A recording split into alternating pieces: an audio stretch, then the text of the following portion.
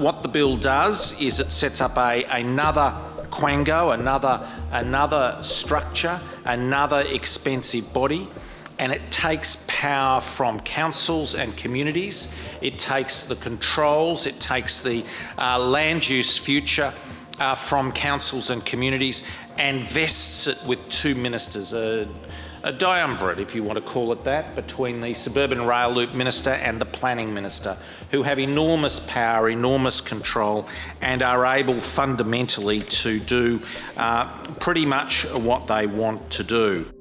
It's an absolute shocker of a bill. This is the big daddy. It, in fact, is the crowning piece in a relentless assault on thoughtful and democratic planning, the likes of which we've never seen before in Victoria. It's big. If this bill passes, the government and its statutory body will have unprecedented planning controls over large chunks of Melbourne, and both councils and residents are being bypassed. The point about this bill is it actually sets up an authority. So, it's not actually saying we're going to build it tomorrow and this bill is going to make this happen. This is part of setting up the structure and process around the development of the suburban rail loop. It's going to create 24,000 jobs across Victoria.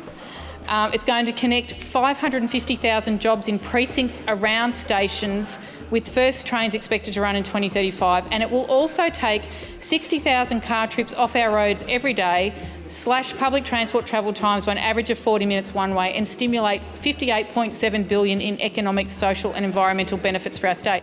I would suggest that it's about that trust, it's about that faith, and I use that word again, that faith in the government, the faith in this parliament that we can see to what we want for our grandchildren, what we want for our great-grandchildren. And something like this is one of those projects.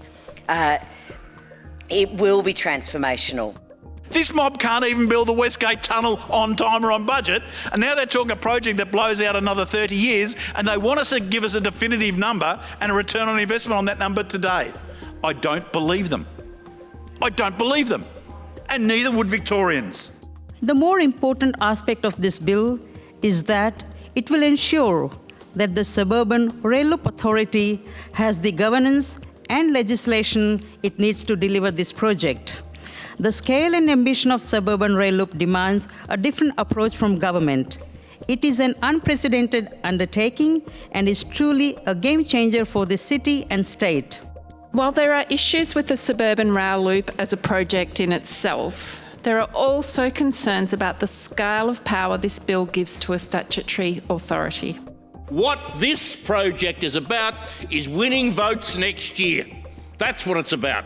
And they're going to, in 12 months, they're going to build up a bureaucracy. They're going to print a lot of very glossy brochures. They're going to put some television ads together. They're going to put some radio ads together. They are going to spend a squillion of taxpayers' dollars. And in the lead up to the election next year, all we're going to hear about this project that is so good, it is so wonderful. And of course, the week after the election, we won't hear from it again.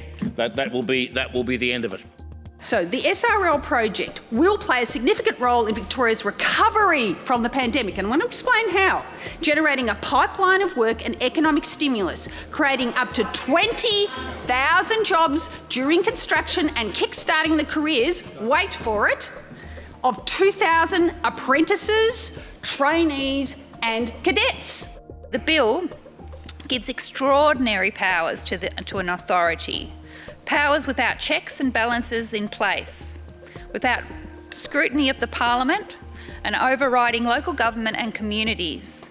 This rail loop goes right around the city. I mean, unless they've gone, how much per kilometre? With all of that stabling yards, with all of the stations that will be required, it's a pie in the sky for their 50 billion, what they said, or whatever it was. Where is the money for this $150 billion project coming from? Nobody would seriously believe that will be the final figure. Nobody could possibly believe that.